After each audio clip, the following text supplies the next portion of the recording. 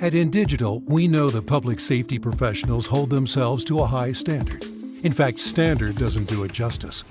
In over 25 years working alongside you, carrying millions of calls over our IP networks, your dedication has inspired us.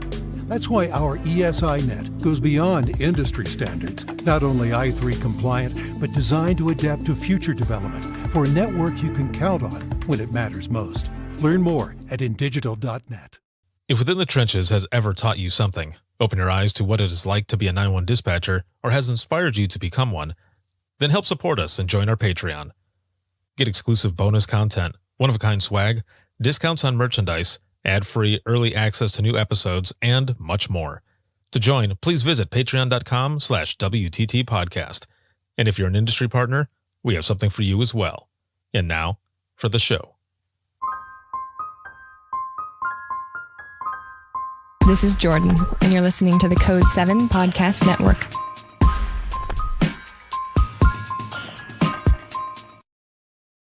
Warning.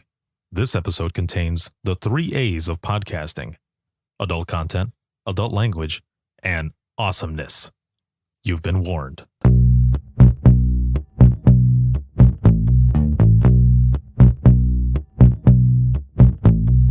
Welcome to Within the Trenches, true stories from the 911 dispatchers who live them.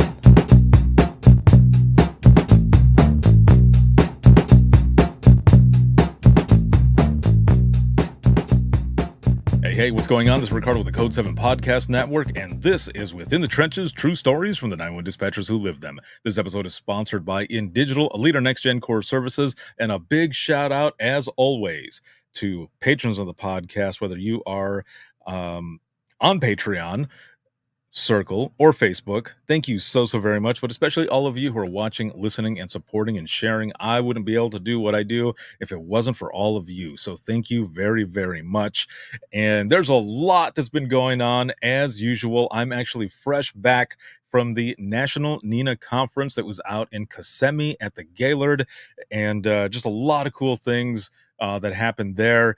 And met a lot of people, caught up with a lot of people, of course, right? But then met a lot of new folks as well. I taught 2 different classes. One was Recruitment Through the Power of Storytelling, which is a 1-hour slice of a 2-hour segment of an 8-hour course that I teach. And it was a lot of fun, man. Standing room only. And so it was packed. And then, of course, I did my Imagine Listening session, packed, just a lot of people in there sharing stories. And I believe it was one of just a handful of Imagine Listening sessions that I've been doing for almost 8 years now that there were no written stories. It was all audio. It was awesome. So thank you, all of you, for being there. It was excellent. It's July 8th right now. By the time this comes out, it'll probably be towards the end of July, and we'll be going into National APCO, which a lot of stuff going on there as well. And hopefully by that time, book number 2 is launching there. A lot of things going on with that. I'll be making some announcements, and you'll see what's going on. So stay tuned for all of that. And again, just a lot of excellent things going on. I just thank you for all the support. For those who are watching and listening right now, as you can see, I'm wearing a green shirt. And I've got a green screen in back of me, and I turned, that's so stupid. I turned it on just to see what it looked like, and it was weird with my head just floating around. Obviously, all of you who are listening audio only, you don't know, but you can just imagine just my head floating around on the screen. So stupid.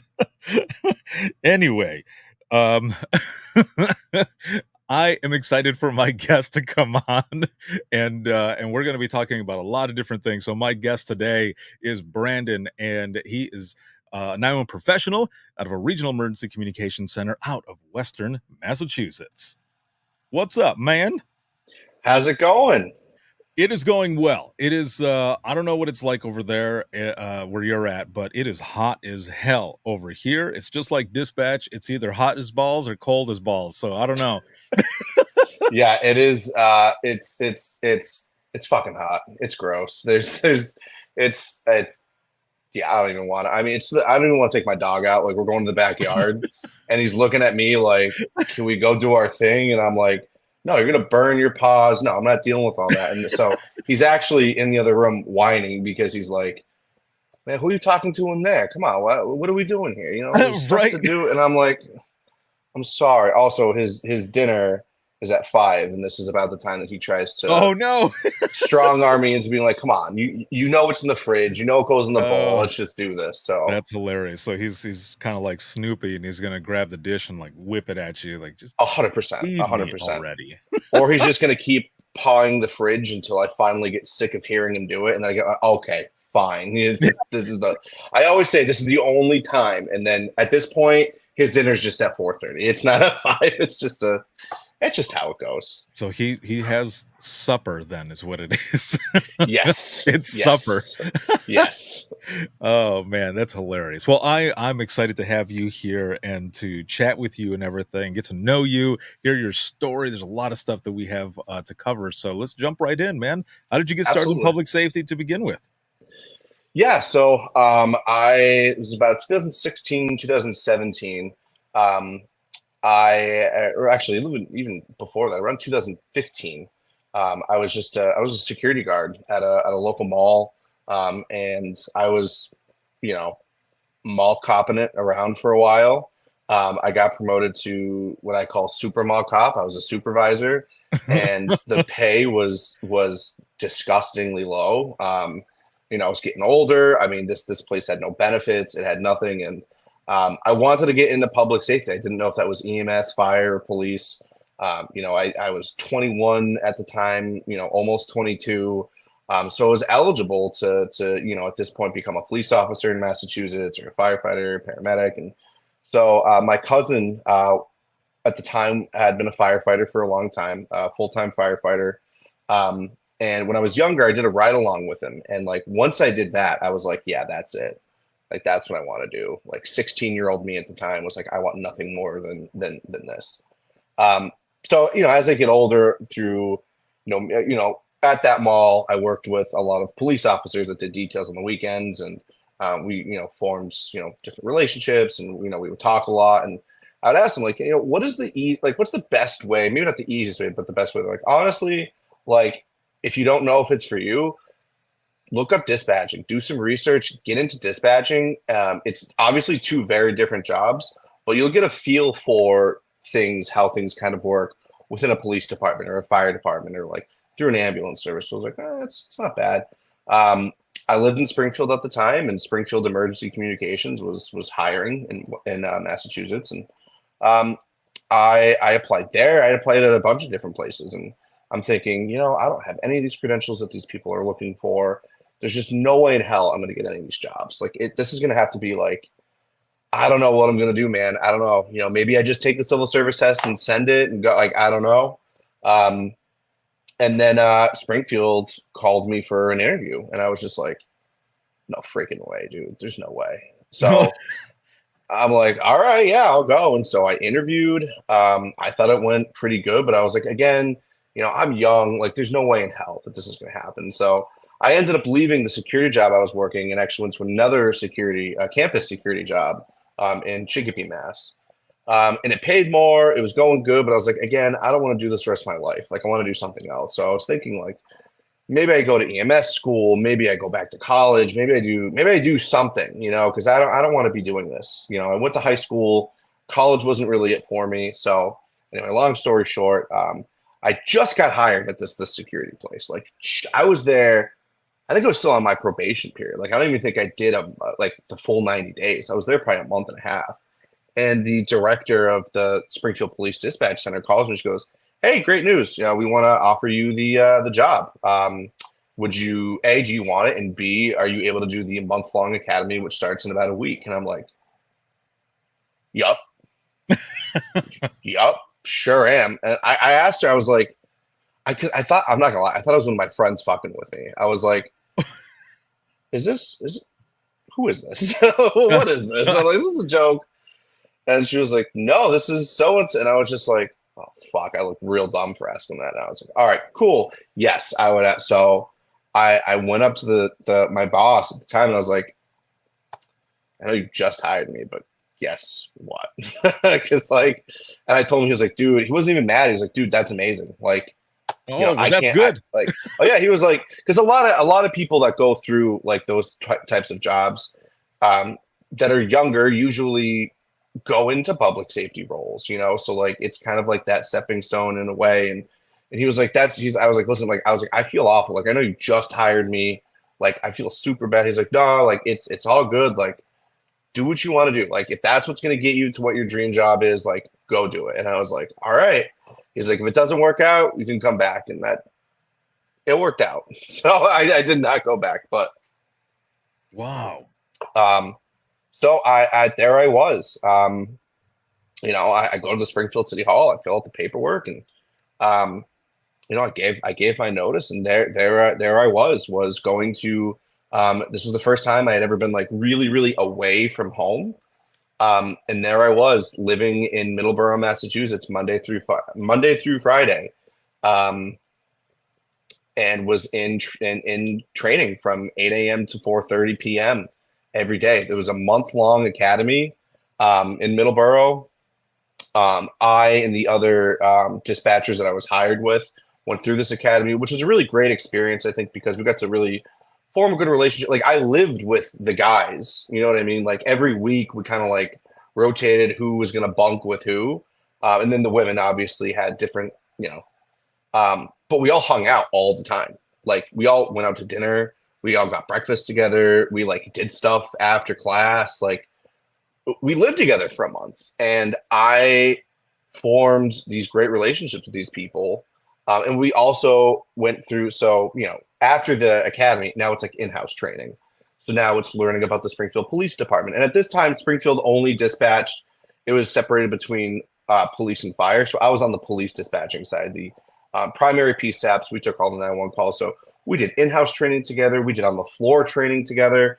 And it was a great experience. It was a great training program. I know not all agencies do that. The agency that I work for now does an amazing job of training, I will say, but not everyone does that. And that's where it all started, was Springfield PD around 2017. I was, yeah, it was, and it was a lot.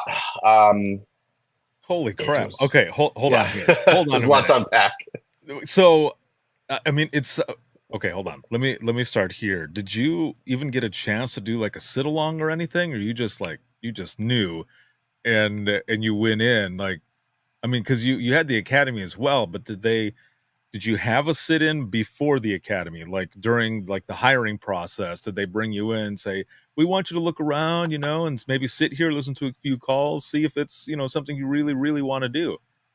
Nope, I sent it. Oh, so it was just whoop. Yep, Just here you throw you right in. Yeah. Damn. Yeah. Okay. So I mean, No, go ahead.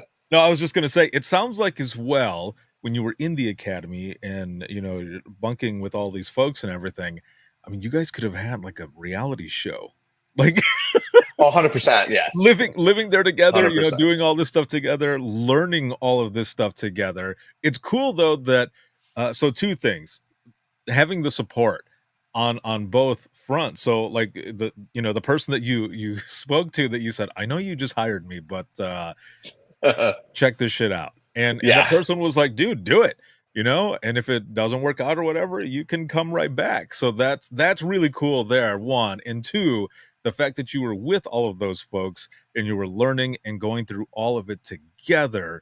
I mean, that's almost the equivalent of like a buddy system or buddy program, so to speak. You know, these are all the people that you were in that academy with together, and you're bunking and learning and just experiencing all of it together. That's pretty cool. Yeah, it was great. I mean, really, it was just it was a lot of information in a short period of time, for sure. Like they had to cram in, like, obviously there's certifications that you need to be a dispatcher in Massachusetts, like no matter where you go. Like you had to do that, and then they threw a bunch of extra. So it was a lot of information in a short period of time, and then we went over to in-house training. So like very long days. It was definitely stressful, but I think that just everybody kind of hanging out after the fact and, you know, grabbing food and like, and just kind of relaxing after that definitely made up for it, you know? And I lived in Western Massachusetts at the time. So the drive was like 2 hours. to the academy. So on Monday morning, I'd leave around 5 a.m. And then, stop, get something to eat. So the time I got, to the training center, it was almost 8. So I just kind of hung out and then went in at 8. And then after class on Monday, we'd go check into the hotel. And so, it wasn't like if, I was like, I kind of want to go home. You don't really, it's a 2-hour drive. So like, you can't really like go home and like hang out with your friends. So Right.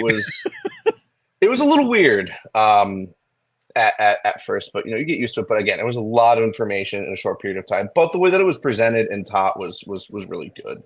See, and that's a good thing as well, because there are some places out there where you start learning all this stuff and they're like, we can do flashcards. You're like, okay, but who am I going to do this with? Like, is there anybody there Right. to do it afterwards? Because otherwise, I mean, I don't know. It's not as fun when you're doing it by yourself, but Right. to have all those folks there to be going through it with you and the information presented in a way that's easy to process, because as we know, 911 is there's a lot of shit that happens in 911 and you have to process so many things so quickly. So when you are when you start getting in there, let's just say in the beginning there in the academy, and then when you started doing the in-house stuff, when you were in there, was there anything that surprised you? Like when you walked in and you saw when you saw everything there, like just so for everyone who's watching and listening, so that they can picture this as well. Let's focus in on you walking into dispatch that first time. What do you see? Like, do you see a bunch of monitors? Do you see several people working at the same time on the floor? What is it that you see? Yeah. So, and just to preface too, for those that are listening, watching, or doing a combo of both, every agency, if you don't work in this job, might have different setups. So this was just the one setup that Springfield had at the time. And I don't know if it's like that now, but they had call takers on one side of the room, and then you had radio operators on the other side. Mm-hmm. Call takers will take the call. They will send the call into the computer to dispatch system. The radio operators will take it, and then they kind of filter through priorities. So like, obviously, shots fired versus loose dog, shots fired is going up first. So the first time I walk in, it was busy. It was like 2:00 on a day shift, and I walk in, everybody's on the phone, the radio's going off, and the supervisor was like, all right, guys, just like, look around, but like they're busy, so just don't even talk to them or anything. And like, I'm like, people are yelling back and forth at the radio operator. They're like, hey, for Main Street, that guy, he's like half fucking dead. Get somebody over there. And then somebody else is just like, well, I got a crash over here and I got an overturned car. And I'm just like, are they fucking paying them extra to say this shit? Is this real? I'm like, there's no way. There's no way this is it. And like, because like, that's how it, because even though if you send the call on the computer, like things can change, you know what I mean? Yeah. Half of a second. And it's just a lot easier to be like, hey, Steve, that's on radio or whatever, this just happened, FYI, you might want to get it out, and then Steve can be like, oh shit, yeah, okay, hold on, who do I have, what can I do? And then just everybody's just on the phone, and I was just like, I can't, like, I fucking love this, and I think I'm nuts for it, because this seems like chaos, but like it's got to be organized chaos, because there's no way that all this shit is going on and there's not a way of doing things. And so like, you're hearing the radio, and you're hearing the radio operator just like giving out calls, answering their officers, and like attaching them to the calls, and just like, and like, we're just like walking around and watching everybody work. And I'm watching them, they're typing the call for service. They're looking at their mapping in 911. They're looking at everything. And I'm just like, holy screens. That is a lot of screens. And I'm like, I'm like, this is insane. I mean, how do you get what? And so we were just in there for probably 20, 25 minutes, and it didn't slow down. And I was just like, I cannot wait to get in here. I cannot wait. And then like, and somebody started calling out like a foot chase, and like, it really started to get like busy. So the supervisor was like, all right, let's get out of here. Let's go. And I was like, no. Like 5 more minutes. Let's just see how this goes. And he's like, we're just gonna, and I just remember I walked out, and I was just like, that was that was so fucking cool. That was the coolest thing. I was like, dude, I can't. And like, it's yeah. So when you walk in the room, on the right side were the call taking stations. On the left side was the radio operators, and in between was this like little kind of like path, this little like hall. And it so when you walk into your right, again, there's call taking stations, but to the back of you, to like the right side, there's like a supervisory station, and that one is if there's a supervisor working, that they can, whether it was the dispatch lead or dispatch supervisor, whoever's in that like leadership role for the day, would sit up there and kind of just like make sure everything was going good, like there wasn't anything missed or anything like that. But I was just like, I'm like, this is amazing. And so after that, we went back to the training room, and like, all right, like what do you guys think? And I was just like, when do we get in there? When do we get out of here and go in there?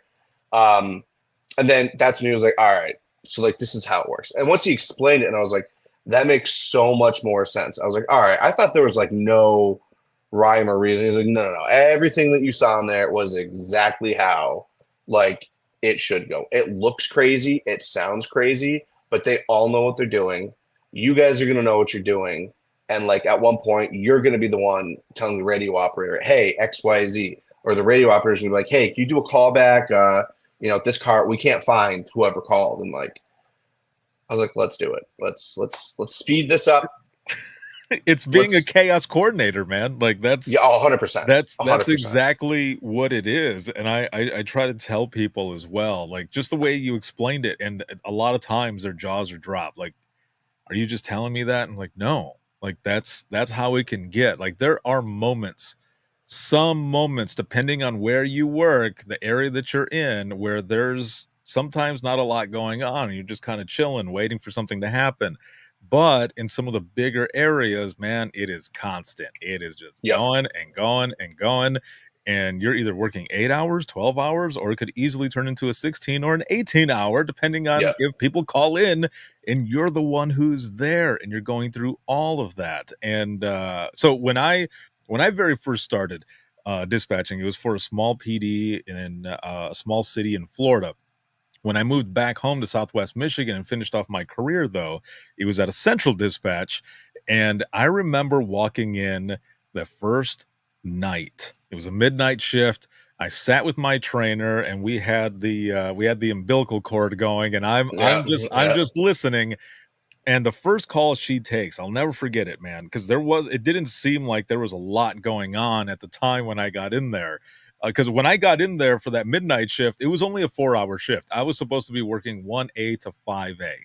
And I go in, and the first call that she ends up taking, and I'm listening, this guy goes, yeah, so I thought I saw like a deer or something, crawling on the side of the road, and I was going to call to have somebody come out and, to basically put it out of his misery, but it's not a deer.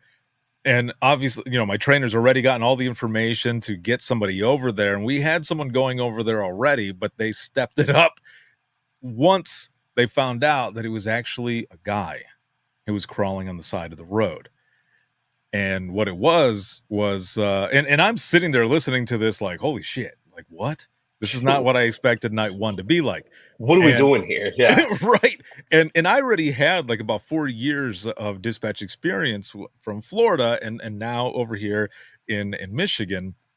And so I'm listening, and the guy, or what ended up happening was the guy who was crawling on the road, he had tried to commit suicide with a shotgun, and he slipped and shot his jaw, and he was hanging off the side. Like it didn't go off, like it didn't fall off. I mean, it was just hanging from like a chunk of like meat, and it was just there off the side. And I'm sitting there. I remember my eyes just being popped open, and I remember my trainer just kind of looking at me and then looking back and finishing up the call. And everybody got out there and everything, and the guy lived. The guy lived and everything. That I think, if I remember correctly, they had surgery and stuff. Actually, as many times as I told that story, I don't think I've ever told the rest of it, but I'm pretty sure he had surgery and stuff, and he ended up being okay. But I just remember after that call, my trainer looking at me and she goes, "Are you all right?" And I said, "Yeah." I said, "I'm ready to go. Like, let's keep going." And she's like, "Oh, okay." She goes, I thought like maybe you were going to be done. Like this wasn't what you wanted to do." I was That like, was "Hell going to no." be it. Yeah. Yeah, I was like, "Hell no." I was like, I've got experience. I said, "I've listened to some shit." I said, "I wasn't expecting to hear this night one." but Yeah. but here we are. So looking back at your beginning though, you said that there was a bunch of things that surprised you. So what were some of those things that surprised you right off the bat?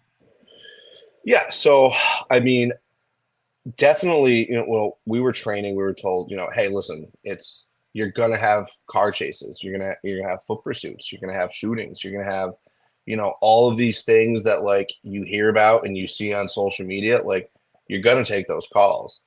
And I was just like, because my understanding of like what happens in the world at the time was just based off of what I've seen on the news or social media or something like that. And Right.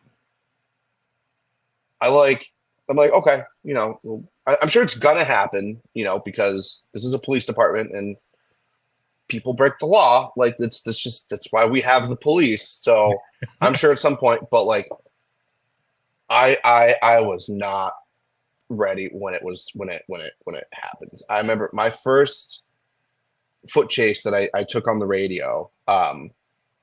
It was a guy. I dispatched out guy with naked by a hospital emergency room with a machete, was walking up and down like the hill that the hospital was by. What? And somebody said he had like a white thing on his wrist. So I was like, okay, so that has to be like the bracelet you get when you go in.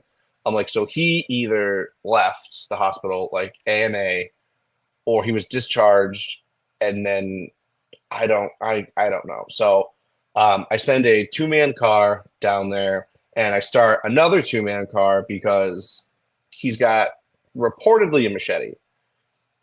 And the guy just sees the cops and just books it and just runs. And he's naked with machete. And so now the whole world starts calling about this guy because it is a very busy hospital. And I'm like, okay. I'm like, so that department's policy for foot chase is you just echo whatever they say. So if they say I got one male running up Chestnut Street, you just, okay, one male running up Chestnut Street, here's the description. Mhm. The description was very short. It was a white male naked, so not much we had to put out there. But it went on, and they got him to drop the machete, and he dropped it.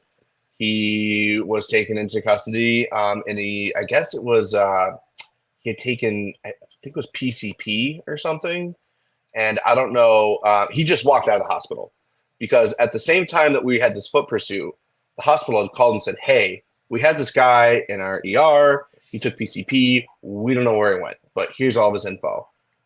So anyway, like nobody got hurt. Everything was fine. That was my first foot pursuit, and I was just like, my second foot pursuit was actually 2 at the same time in 2 different parts of the city. It was in like complete opposite ends, and they had the same street names, like they sounded the same. It was a lot. But that of course it went fine. The bad guys got arrested, nobody got hurt. And then like I was taking vehicle pursuits, and then shots fired calls that were actually legitimate shootings. Like I had one guy call and say, he was very calm, and he was like, "I need an ambulance." I'm like, "All right, get his information." I'm like, "All right, so what do you need an ambulance for? What's going on?" He's like, "Well, I was playing with my gun and I shot myself." And I'm like, just like that, just like he was Oh. talking about the weather. And I was like, Jeez. I'm like, "Oh, okay. Stay on the phone for the paramedics. Don't hang up." And I'm just like, why is he so? So we transfer the call to the paramedics. They start doing the EMD portion, the emergency medical dispatching. And they were like, "What happened?" He's like, "Oh, I was gonna go clean my gun and I shot myself." They're like, "Well, where'd you shoot yourself?" He's like in between my legs. And I was just like, oh no. Oh, dude. He shot it right off, clean off. Yep. And he had the bleeding controlled, and I was like, he's got to be going into shock. There's no way that he's this calm But anyway, they got out there. He got to the hospital. Like, he survived, from what I understand. I don't know if things got sewed back with what they're supposed to be. I don't know that part. Oh, But bro. I'll never, I know. I'll never forget. Just like, yeah, I shot myself, and I'm just like, all right, this guy is either like there's a mental health issue, or he actually like accidentally shot himself, and he's just like accepted that he's fucked up, and there's nothing he could like. I don't know. Oh my Lord. Yeah. So it just. And in the wiener, no less. Oh my Oh God. yeah. I couldn't at that point. I would have been like, I'm not gonna.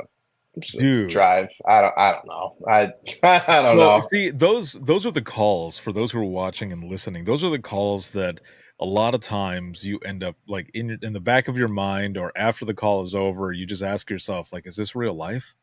And it is. Stuff like that happens. I say mean, all the time, no one's gonna believe this. right. No one's gonna like. I get off the phone. I'm like, people are gonna think I'm gonna make this shit up, and like, I am not making this up. Like, the amount of stories I have just based off of like, I can't even begin. But I mean, there's some stories I've told family and friends, and they're just like, come on, like, be real. And I'm like, I'm 100% honest. Like, this shit happened. This is not a joke. Like, right.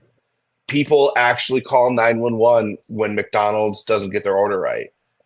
People shove stuff up their ass a lot, like an alarming amount. Like, it's real.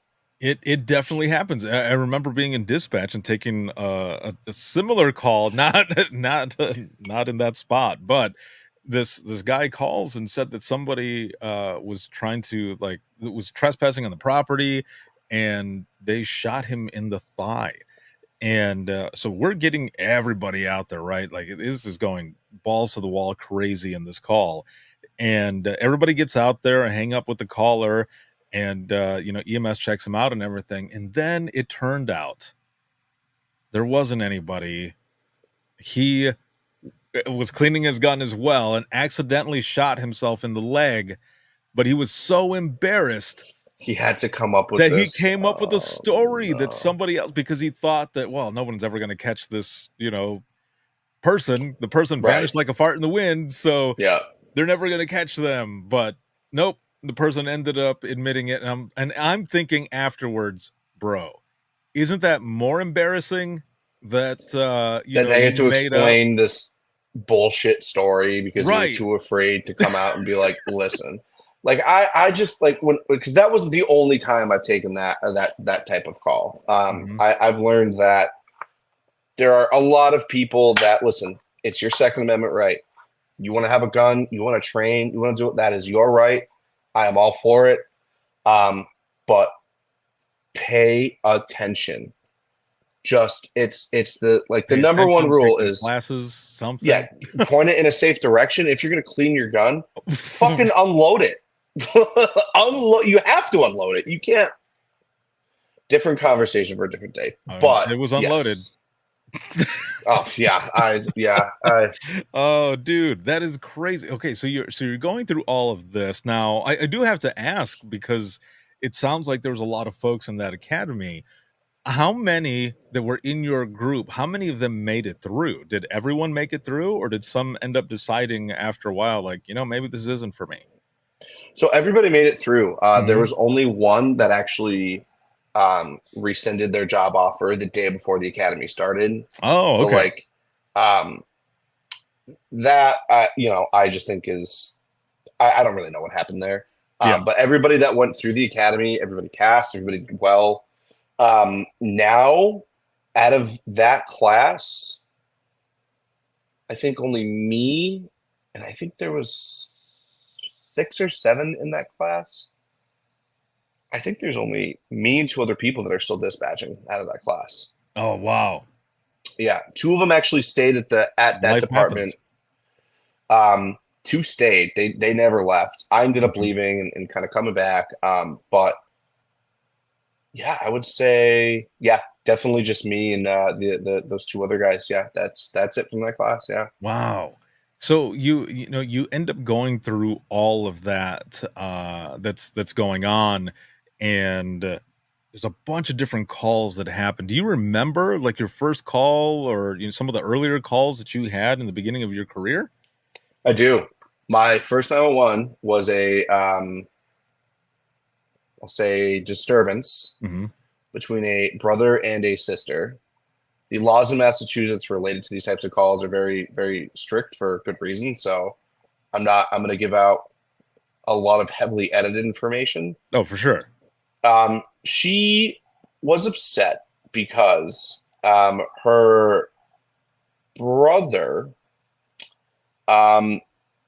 decided to urinate on her mattress, defecate on her mattress, and then I don't know if I can say this, so if we got to edit it out, we can edit it out. Sure. Ejaculate on her mattress. Dude, what? Oh, Like, I'm not done. I'm not done. there's more? Like, There's more. But wait, there's more. Oh, there's more. The reason he did this was because he had a lady of the night, I'll call it, who was into these types of things. So there was also her bodily fluids all over her mattress. Now, I had asked, I was like, valid reason to be upset? I'm like, is there only one bedroom there? And she's like, no, this dumb motherfucker has his own room and just went into mine and did it. And I'm just like, oh, that's really fucked up. That's extra fucked up. Like, that is, like, dude's got his own room and his own bed. And he was like, nah, fuck this. Let's go in there. Let's fuck up her room. I'm like, that is no. So she's pissed, and he's in the background just like, no, please don't say that. Please, I'm so embarrassed. Please, please, please. And she's like, no, fuck you. And I'm like, I'm kind of on her side. Like, you can't say that, obviously, you know? right, like, right. Yeah, but yeah, like, exactly. but like, honestly, fuck you, dude. Like, fuck that guy. That's ridiculous. Wow. And so I gave instructions like, hey, I'm like, I had just started and I didn't think this question through. I was like, is there any way you guys can go into like separate rooms before the officers get there? And she was like, are you fucking kidding me? She's like, I can't. And I'm just like, that's a good point. That is actually that's my bad for asking that. That's totally on me. And I was like, ma'am, I'm so sorry. I did not mean it like that. I was like, what about if you go in the kitchen and he goes in his room? She's like, no, he's going to go in the shit room. And I was just like, okay. I know, like, so like, that's your decision. Like, yeah, as long as you guys are separate, so I don't think it ever got physical. And I think the disposition, he ended up just leaving. I believe that she ended up burning the mattress is what happened after. I mean, I would have burned that mattress but that was my first call. And welcome to dispatch. I look over at my trainer and I'm just like, what the fuck just happened? And she's just like, welcome. I'm like, what? So that was like my first call. That was actually my first 911 call ever. I will never forget it. That was my first 911 call ever. That's kind of a hard one to forget, especially with all of that going on. I mean, there are a lot of disturbances that come in that, a lot of people will say, well, I mean, it's all domestic violence and this and that. I'm like, well, a lot of the times it's verbal, it's not physical. I mean, domestic violence is domestic violence, right? Whether it's verbal or physical, either way. Absolutely. But a lot of times they'll say, well, are they, people calling in and are they like straight up fighting? I said, well, I mean, honestly, there have been a couple times where, people that I've spoken to, like it starts out where you can hear the physicality of the call. On the other hand, there are also phone calls where it's verbal only, they're separated, and you end up hearing something like mine one time early on in my career where this guy called in because he was having an argument with his girlfriend. I believe he was in his 40s, she was in her 60s, and they lived in an RV behind a friend's house, right? So but the reason he was calling as well is because she won't leave the RV. And so I'm trying to keep them separated. I've got officers that are headed that way.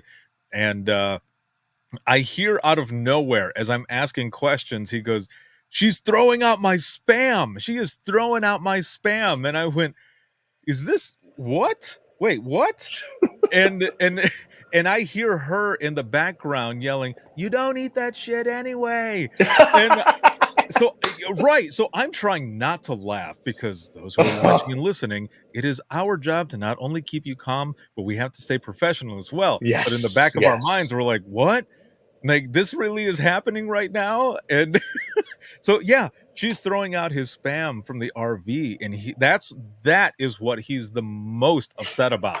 And I mean, don't get me wrong, I dig me some spam and eggs every so often, but damn, like so you know what I'm not gonna do? I'm not gonna call the police if my girlfriend throws out my it's not gonna happen. it was something else. I mean, I had a couple of guys who would call. They were roommates, older gentlemen, and they called at least once or twice a week. And for some reason, I almost always was the one getting the call from them. And one of them just doesn't it as an always work out example, like that?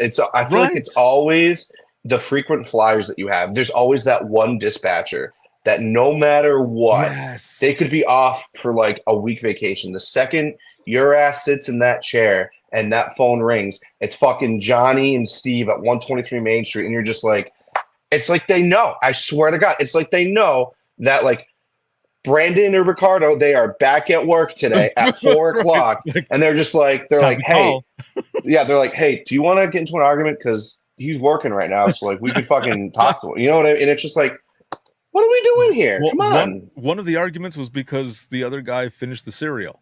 And another argument was because the dude was watching a show, his turn was over, and he didn't want to give up the remote. And I'm like, okay, we'll send somebody out there. And here's the thing. Here's the thing, too, for everybody who's watching and listening. It's everything that comes in, is ridiculous as that just sounded. We always have to be, professional, of course, because that's what we do. But we always put it out as it's high priority. It's an argument that's going on because in 911, just like in life, anything can happen because that person could easily turn the spoon into a weapon. Yep. So we got and I've seen that before. And that happens and it might not even be between each other. Like I've dispatched for, domestics where, female is calling about her boyfriend or significant other, and he hits her. He assaults her and she gets hurt and he gets arrested. And the next thing you know, I've got officers, send me more cars. I got one resisting. Now she's trying to beat the shit out of the cops because they're taking him away. And she's like, well, no, I didn't want to do that. I just wanted you to scare him. It's like, that's not how it works. Like, I've seen silly, and I don't want to say silly domestic speak. And I will preface with this: domestic violence is disgusting. Right. It's fucking gross.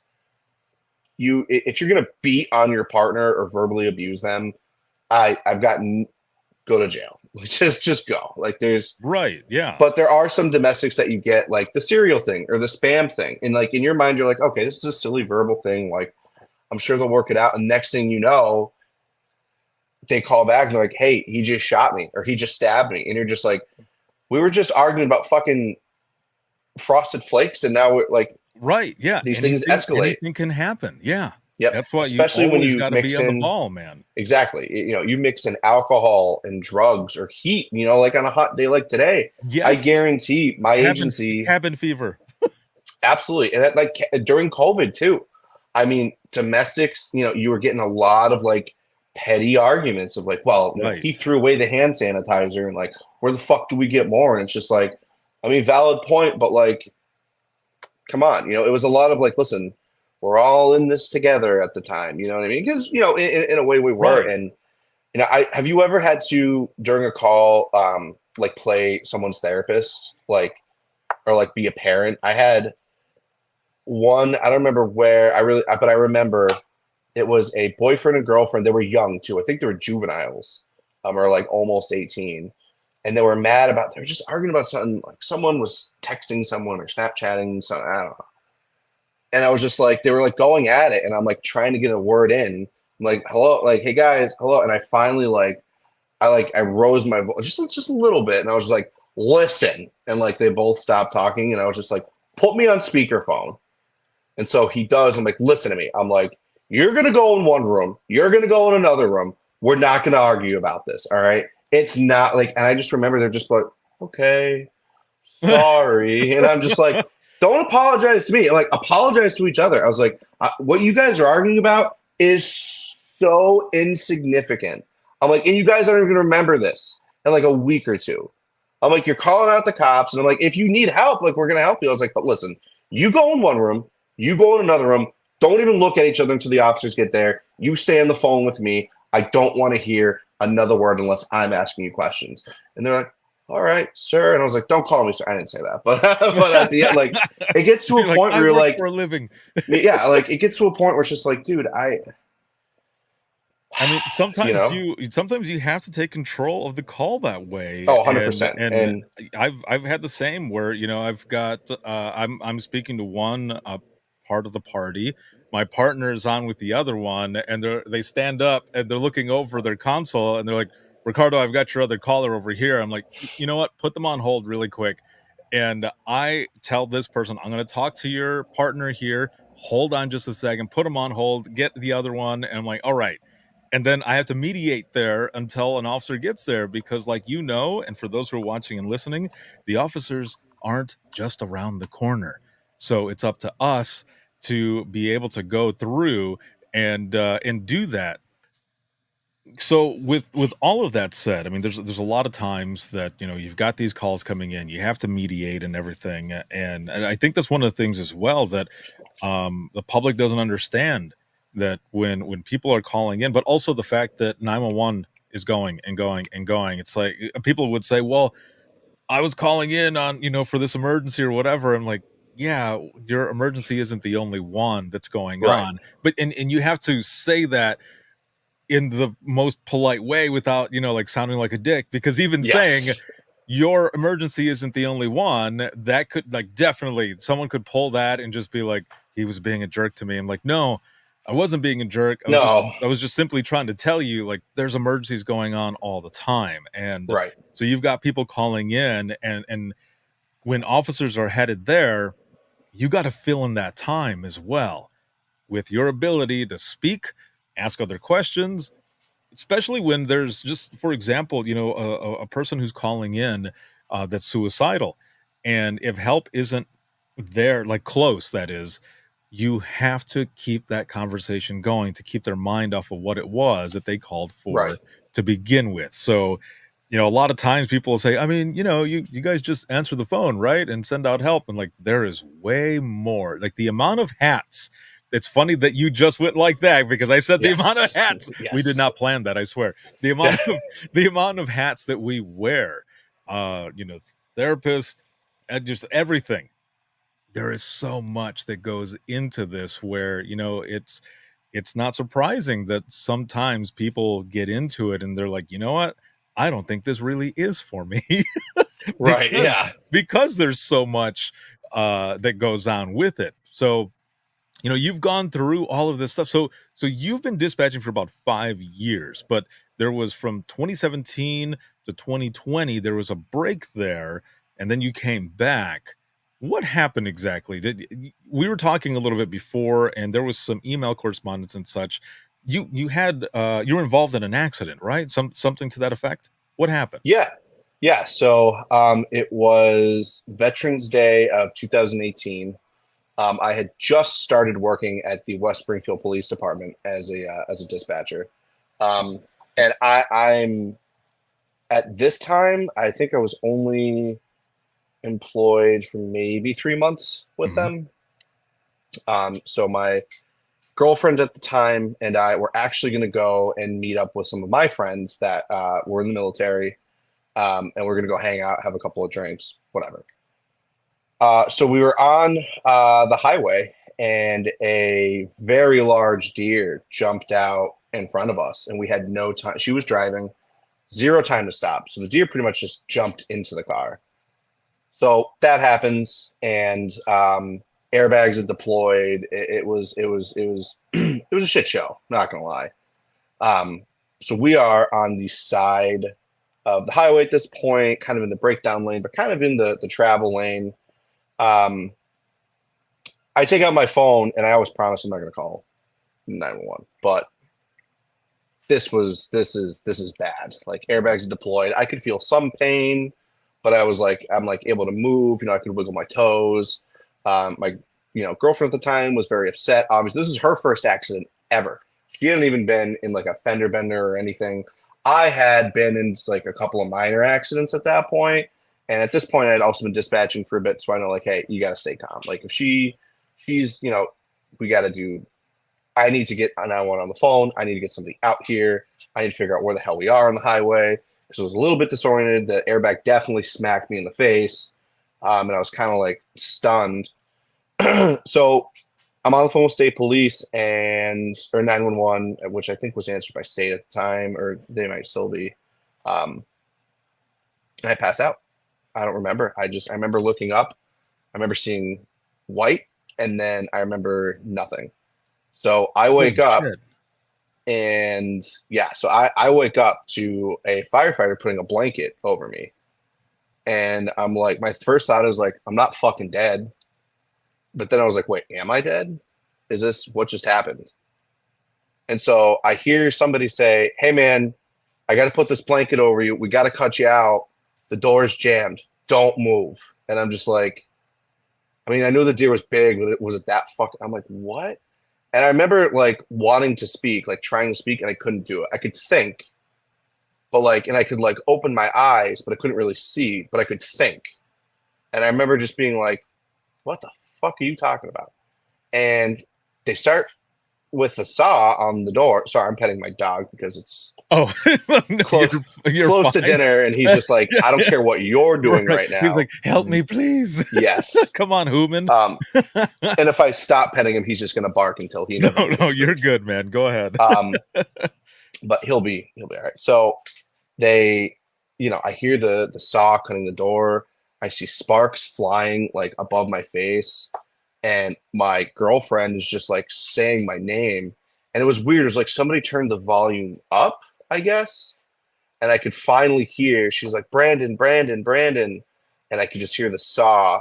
And then I like move my hand, and I can like it hurt, but I could move my hand, and I like go over, and I touched her arm, and she's like, Brandon, is that you? But I couldn't speak still.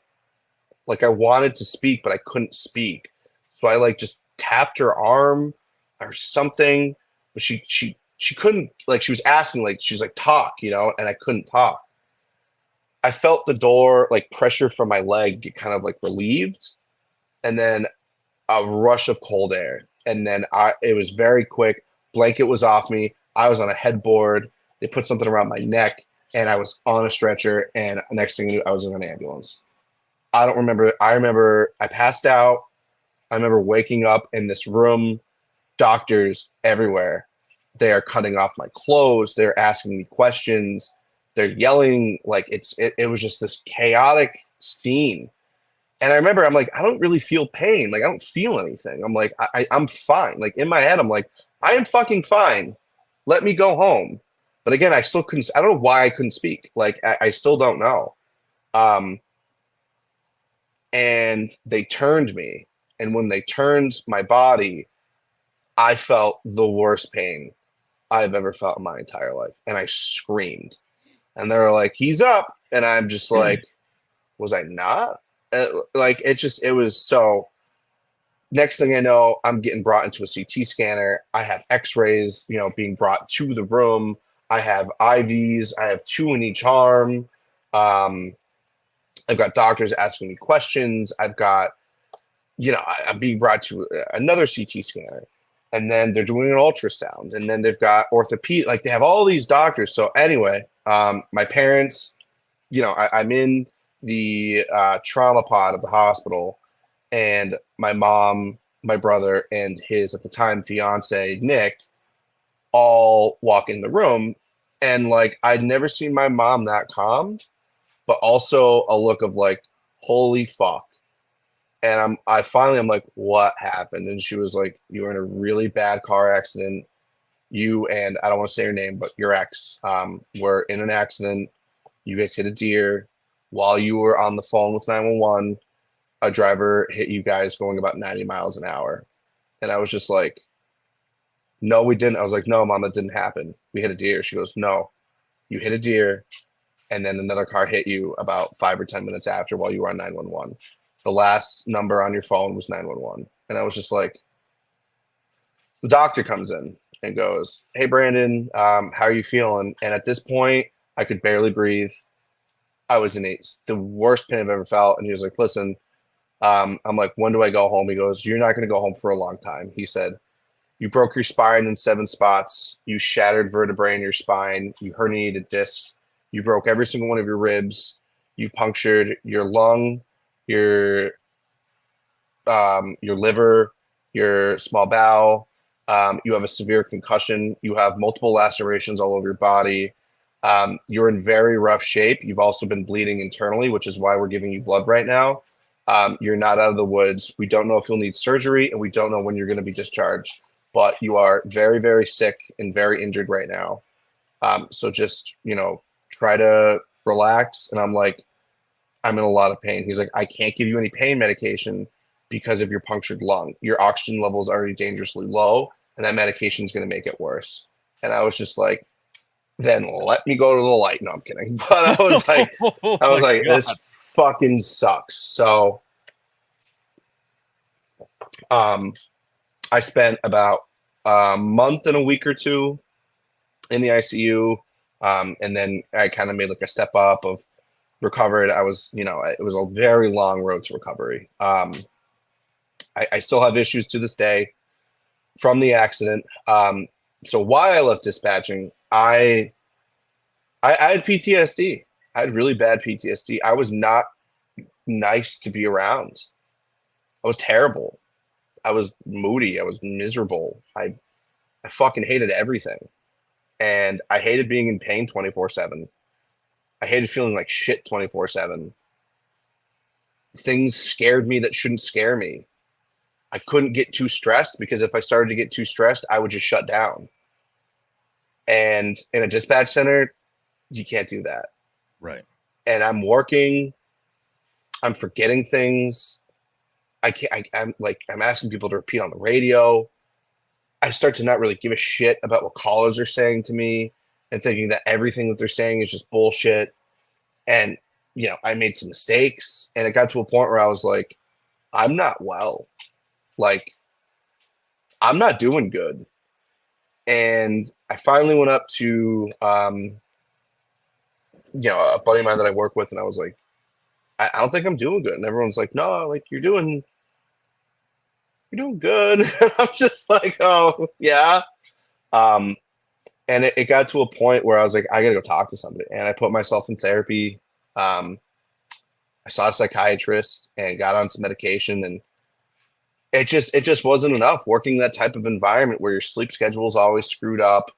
You're working a lot. You're around a constant stressful environment. I was like, I don't want to leave, but I also need to get better.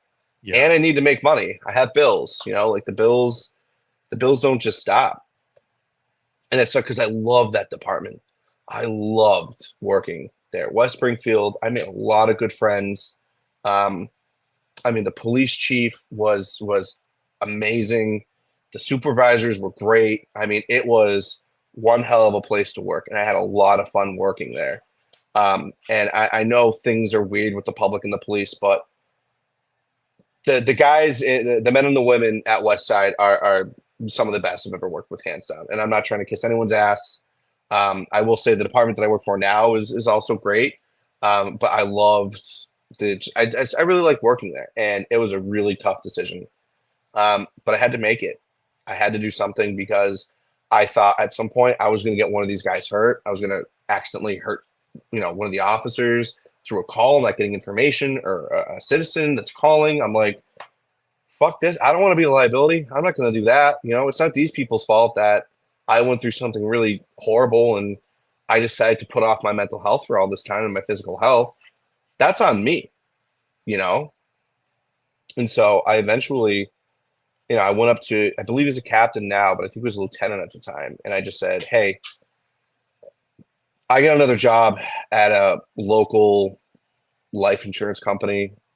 I got to go. I just can't. And I was like, I don't want any bad blood. Like, I don't want, you know, he's like, no, he's like, you know, it's, you've got PTSD. He's like, you got to do what you got to do. He's like, I think it's a good thing that you're going to slow down and you're doing that. And if you ever want to come back, you know, we're here. And I was like, all right. And it was tough. And so I left and I worked at this life insurance company for about 3 years, and I fucking hated every second of it.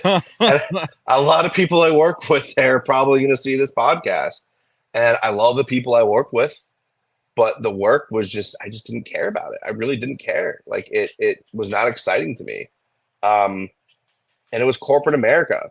You don't go to public safety and then go to corporate America and you're able to transfer. It's not it. Like, people would make like silly jokes, and I'm just like, y'all want to hear about this time I took a call about a guy that like died on the toilet? And everyone's like, wait, what? And I'm like, oh, we can't do that here. All right. Oh man. So I took off some time, and then I did a lot of work. You know, I hurt people just of how I was, and ignoring the fact that I needed help. And it sucks, you know, the people that I hurt, I cared about and I loved. And, you know, I had to deal with those consequences. But my message really is like, men in anywhere, if you're a man, you're pretty much taught you don't feel anything. You get over this shit and you dust yourself off, you get your ass up and you get back out there. And that's going to work for a little while. For everybody listening, that's going to work for a little while. It will. And then it's not going to work. And you're going to feel like shit. And you are not going to be well. And you're going to lose a lot of people that you care about. And they probably won't accept your apologies at the end of it. And really, my message is, whether you're a man, woman, whatever you want to identify as, if you go through something traumatic, the worst possible thing you could do is not take care of it. Because you're going to suffer, you're going to make the people around you suffer, and you're never going to be yourself again. And I wasn't myself for such a long time. And I'm still working at getting back to that. And it's not going to be an overnight thing. It's not going to happen in 2 therapy sessions. You're probably going to go through a lot of medication trial and error. But eventually you're going to get there, and you're going to feel fucking great. And life is too short to just put it off. And so now, where am I now? I'm back dispatching. I work for a regional center in Western Mass. I have a great boss. I work with great people, and I love my job. I'm happy. I love helping people. I'm in a much different spot than what I was about 4 years ago, I would say. I work we dispatch for 3 great towns. I'm very, very lucky that it all ended up kind of working out. And it's because I put in the work. And again, it wasn't easy, but if you don't put in that work, you will not get better. And that glass, the only thing that's going to happen is more water is going to get put in every day, whether it's a drop or a hell of a lot. And it's kind of like the saying, if you hold out a glass with a little bit of water, for 5 minutes, it doesn't really hurt. But after an hour, your arm's ready to fall off. And that's what it is. And my hope is that whoever listens or watches this, or a combo of both, if you've gone through something, go out there and talk to a friend. Look up resources to get therapy. You don't have to go on medication if you don't want to go on medication, but it's just going to help you out in the long run, because if your mind isn't right, the rest of your body is not going to be right. And that was really it. And again, I'm back. I love it. I'm back to how I was. You know, it took me a little bit. It was weird going back to training again. But a very good friend of mine was actually my trainer, and it worked out great. I met a bunch of new people at this agency, and I'm happy. They're all going to listen to this, and I'm probably going to catch a lot of shit for saying how much I love them, but I truly do love everybody that I work with, and we are a little family. We might bitch at each other, we might yell at each other, but I wouldn't have it any other fucking way. I really wouldn't. Well, it's like a meme that I see a lot, and it says, let's normalize telling our friends and our family or whichever that we love them, like make it weird. I think is the last part of it, Yeah. like make it weird. And I've lost a lot of people. A good friend of mine who was a dispatcher out of Massachusetts as well last year. Um, it'll be next month, a year ago next month. She took her life, and it's a long story, but it's one of the reasons as well that I tell people like, man, life is short. Like you don't know what's going to happen. Nothing is promised, and tell your people now that you love them, that you miss them, whichever, because you never know. And the same thing with with what you're saying, as you're talking about your folks. I feel the same way with all the people that I worked with. They will always be family to me, those within the center and those out in the field as well. And I love that you're so open sharing your story, because there are tons of people who are going to hear this, and I can almost guarantee that those who are listening will feel inspired in one way or another to either seek out whatever help they might need, or to reach out to a friend, or someone that you haven't heard from in a long time. Check on them, see if they're okay, because there's a lot of people that are struggling in silence, man. We walk through our daily lives and we look like nothing is going on, that Absolutely. everything is fine, but it's not always It's the not, case. I always use the example of, listen, the night of the accident, I had no fucking idea my life was going to change forever. I had absolutely no idea. Like, I wanted to either be a firefighter or a cop. I was using dispatching as like a stepping stone. I Mhm. had absolutely no idea when we were going to go get a couple of drinks and eat some fucking cupcakes that I was going to have my now ex and I were going to have a life changing event that I have no idea why I survived. I have no idea how I survived, because I've taken calls where people have died and a hell of a lot less. Like, you ever take a call where it's a medical or an accident, and you're like, oh, they should be fine, like it should be fine, and then you find out they die, and you're like, wait, dude, what? Right, Like, yes. it happens all the time, and you never know when your number's up. You really don't. And that's cliche, and people, I don't know, might think like, oh, whatever, but like, this isn't scripted.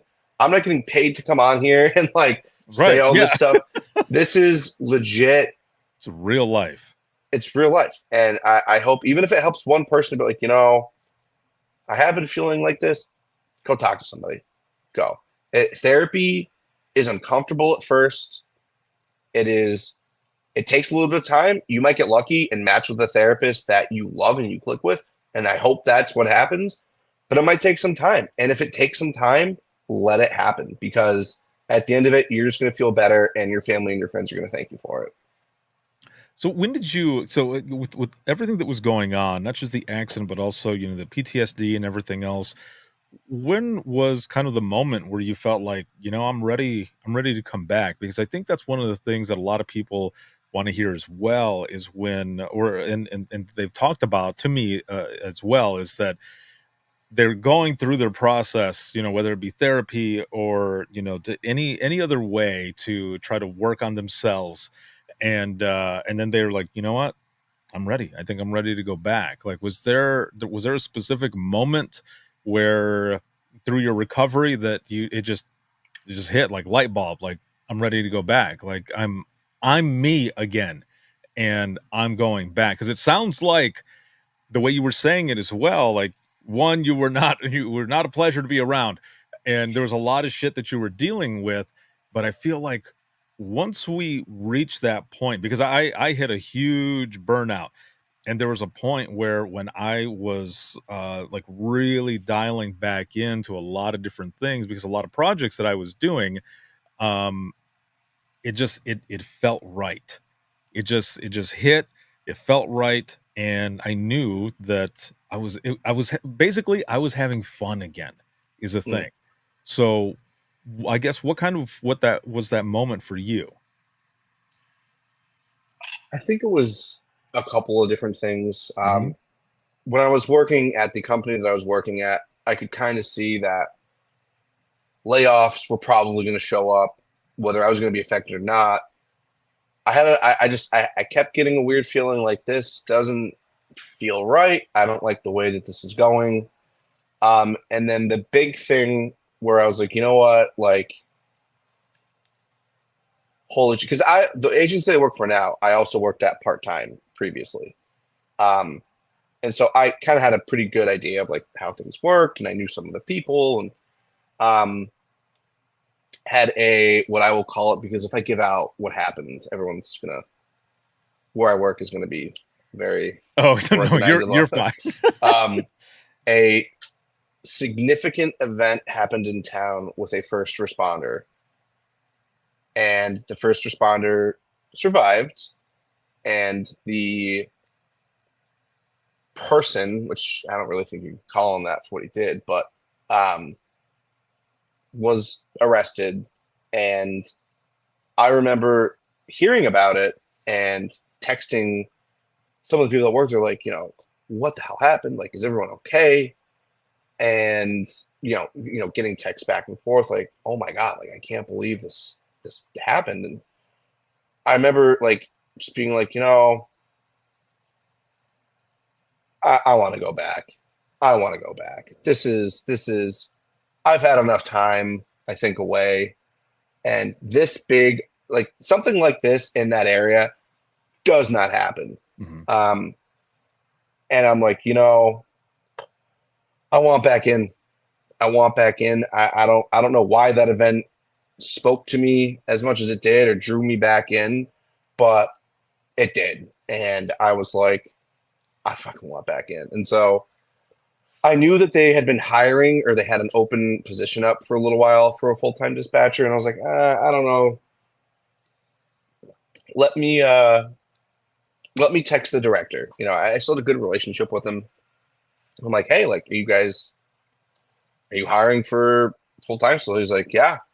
You looking to come back? And I'm like, I'd like to full-time. Yeah. So we had some back and forth. I put in an application, interviewed. He hired me back, and haven't looked back since. It's that. It's that basic call for service, man. Like dispatch gets into your blood right away, and it's hard to get away from it. I recently created a T-shirt it says Hotel Dispatch, and it has the same thing like Hotel California. Like, you can check out anytime you like, but you can never leave. Yes.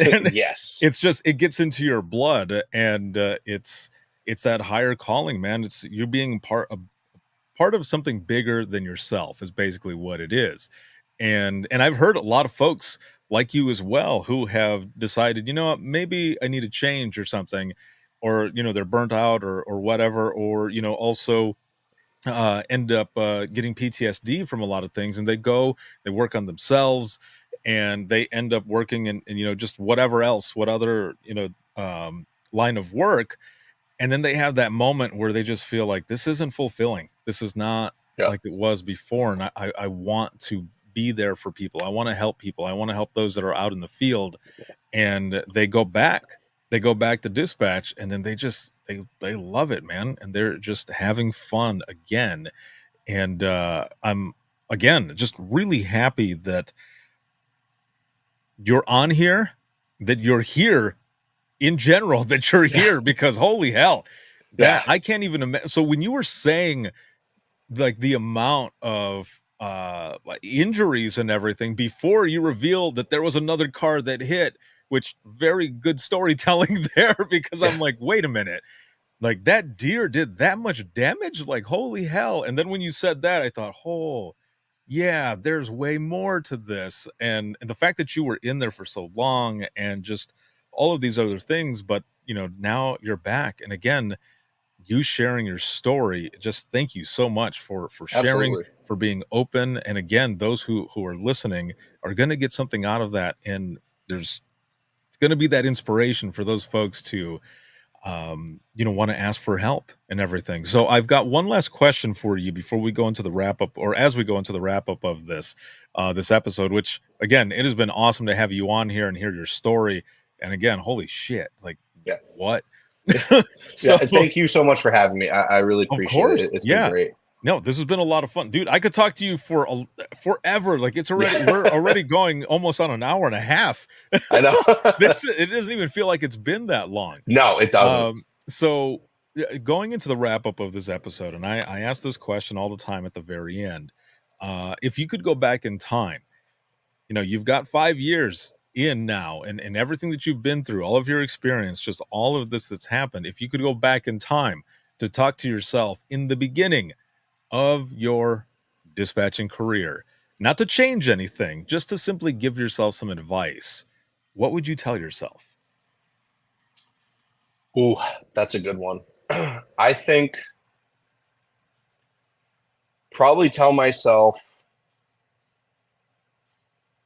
all the things that they're telling you right now in training, it is 100% going to happen at some point. Pay attention. Because I think when I was in training, I think I was so shell-shocked, I guess, by like all of these things that are happening that I was like, that's not, I think I would have prepared myself a lot better for when I actually got on the floor. Pay more attention and don't think that everything that they're telling you is just to be like, hey, you never know. It's real. Yeah, definitely would tell younger dispatcher me, it's probably gonna happen, man. Pay attention to this shit. Like this is like really, because when these incidents happen, you're just like, and like a lot of people don't know, there's no manual when these things happen. You can't be like, all right, so let me back up.